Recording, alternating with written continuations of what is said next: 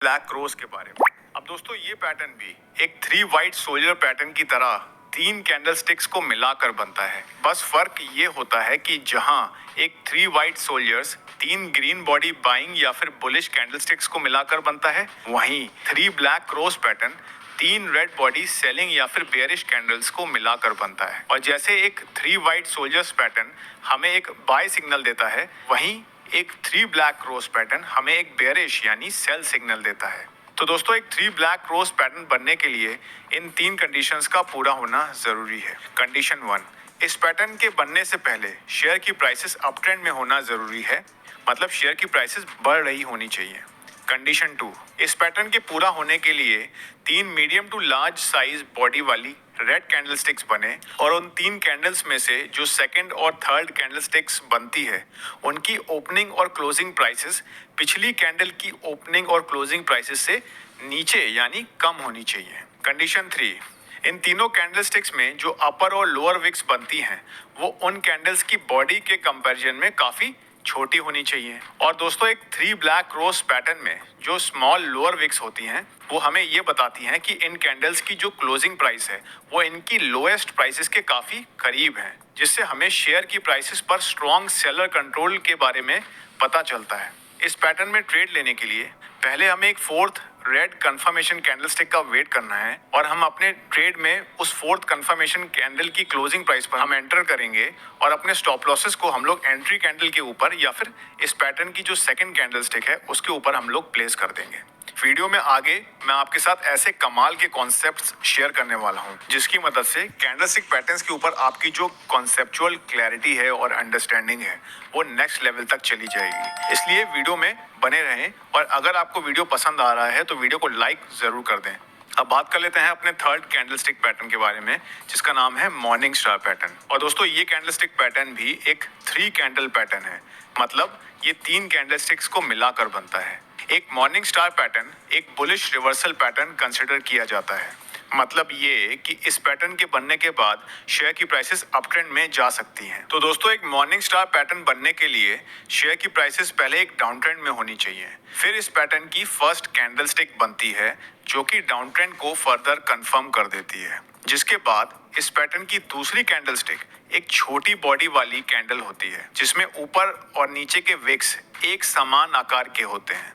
अभी जो छोटी बॉडी वाली कैंडलस्टिक बनी है इसकी बॉडी का कलर रेड हो या फिर ग्रीन हो इससे फर्क नहीं पड़ता है, क्योंकि इस प्रकार की जो छोटी बॉडी कैंडल्स होती हैं वो हमें बाजार में इनडिसीजन यानी अनिर्णय के बारे में बता रही होती हैं। मतलब ये कि जब इस टाइप की कैंडलस्टिक्स बनती हैं तो हमें पता चलता है कि मार्केट पार्टिसिपेंट्स ये डिसाइड नहीं कर पा रहे हैं कि यहाँ से शेयर की प्राइसेस ऊपर जानी चाहिए या फिर नीचे जानी चाहिए। और दोस्तों इस तरह की स्मॉल बॉडी कैंडल्स को हम लोग स्पिनिंग टॉप या फिर डोजी कैंडल्स जैसे अलग अलग नामों से बुलाते हैं। तो अभी तक इन 2 कैंडल्स के बन जाने के बाद हमारा स्टार पैटर्न बन चुका होता है।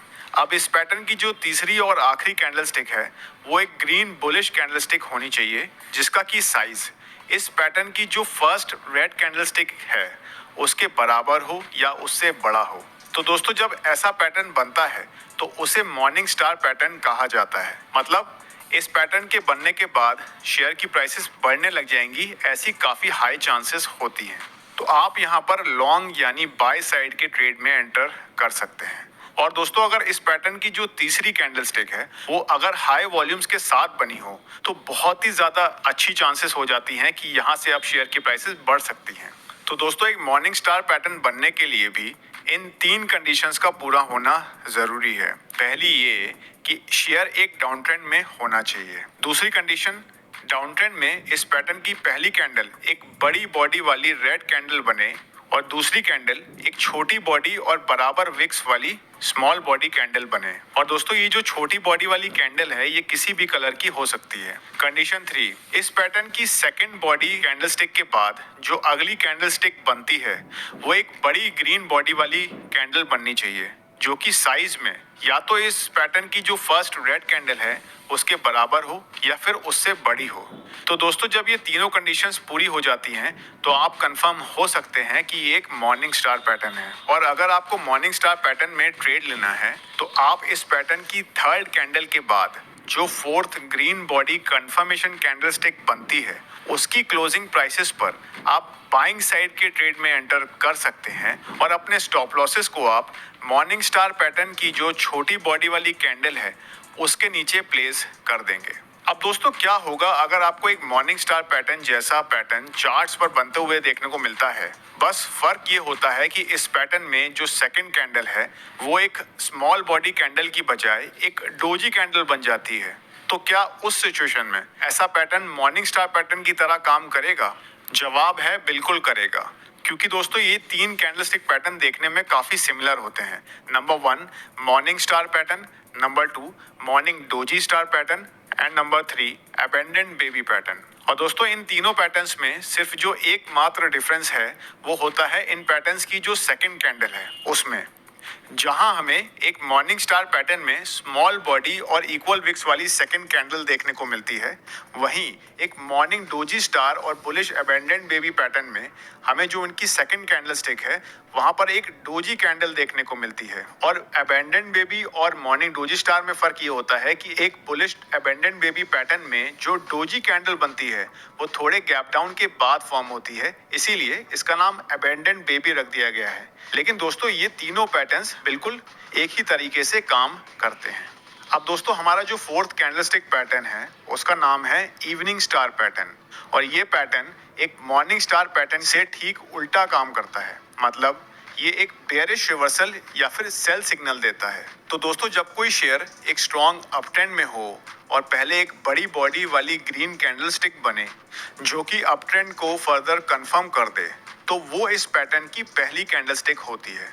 अब अगले सेशन में इस पैटर्न की सेकंड कैंडल एक छोटी बॉडी और बराबर विक्स वाली कैंडलस्टिक बनती है, जिसका की कलर चाहे रेड हो या फिर ग्रीन ये मैटर नहीं करता है। और इसके बाद थर्ड सेशन में इस पैटर्न की थर्ड कैंडलस्टिक बनती है, जब यहाँ पर एक बड़ी रेड कैंडलस्टिक बन जाती है जो कि पहली ग्रीन कैंडल के या तो बराबर होती है या फिर उससे बड़ी होती है।